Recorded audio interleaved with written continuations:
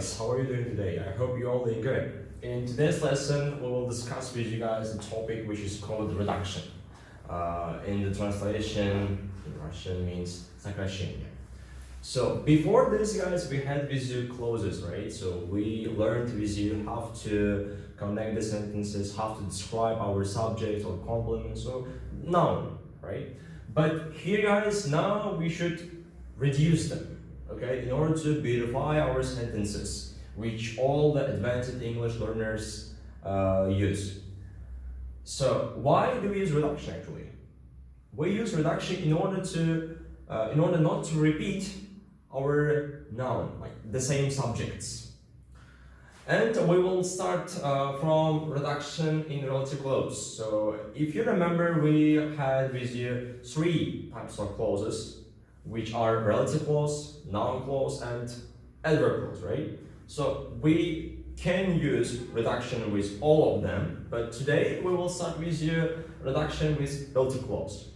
So in order to make reduction, guys, first we should divide our sentences into active sentences and passive sentences. Why? Because they all, like both of them, differ from each other, okay? So let's have a look to our structure in active sentences. So here we have our main sentence which we are describing with our marker, right? Then we have our marker plus verb. So here we can have, guys, any verb. It can be verb simple, verb ing, or verb in the past tense, verb 2, right? Or C3ed. And we call this part as subordinated clause, right? Because this is our independent clause, this is our subordinated clause, which must follow our main part. And in order to make this reduction, we have to use this structure. See? So we don't touch our main sentence, we will write it here, but we must omit our marker. Why? As it helps us to describe our main sentence, our noun, we don't have to use it in our reduction, which means we can omit this.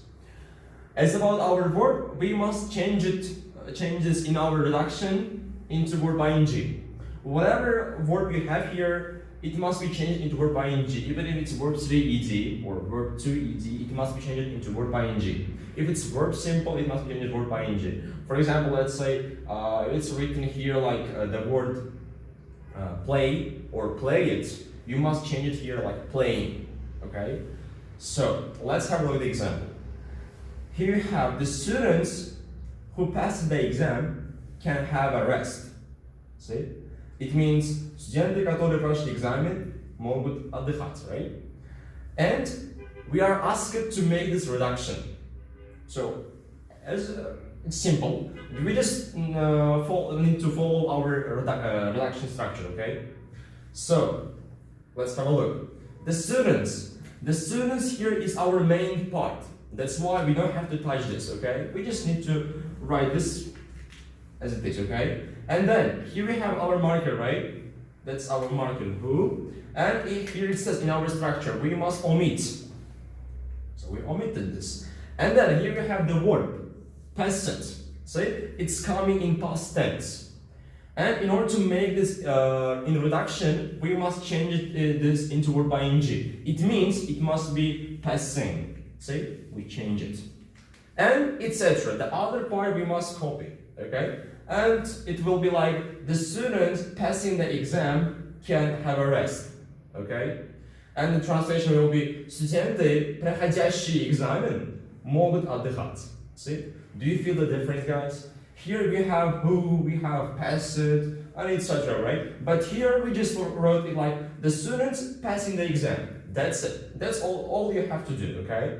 Which means you just need to follow the structure and use this.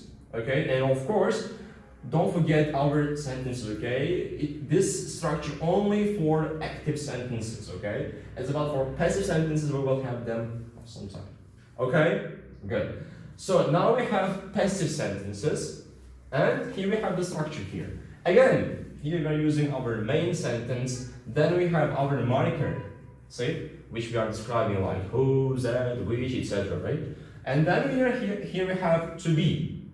Is out or was more. As this our sentence call it passive, we must have to be, right? Good. And then here we have verb 3 ed.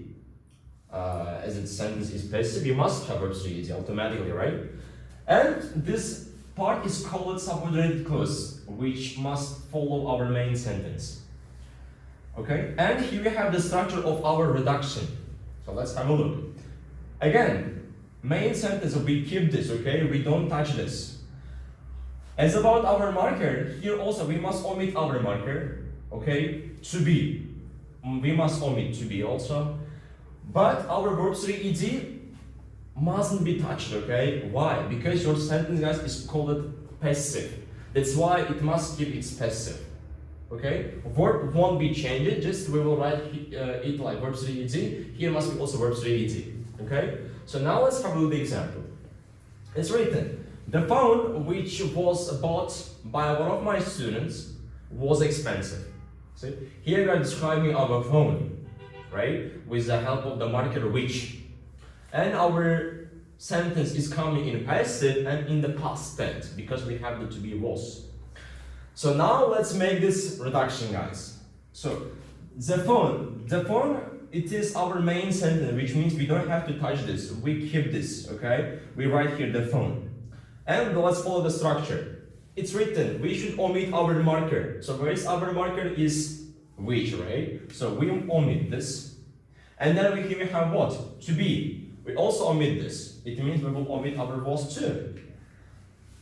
It's written here verb 3 ed. It means we don't have to like change our verb. We keep this. But here it must be written also but. And the rest of this part of our sentence we will just copy, okay? So it will look like the phone bought by one of my students was expensive. See the difference. Here we translate it like телефон, который был куплен моим студентом, один из моих студентов, был дорогой, right? Here the translation like is also changing. It's like телефон, купленный один из моих студентов, был дороже. Okay? Do you feel the difference, guys, now? See? This way is more advanced, and if you use this part in your IELTS tests also, this can improve your score, okay? So that's it, guys. It's about other examples we'll discuss with you in our Telegram groups, as you know, okay? Thank you very much. I hope you got something useful today. Bye-bye.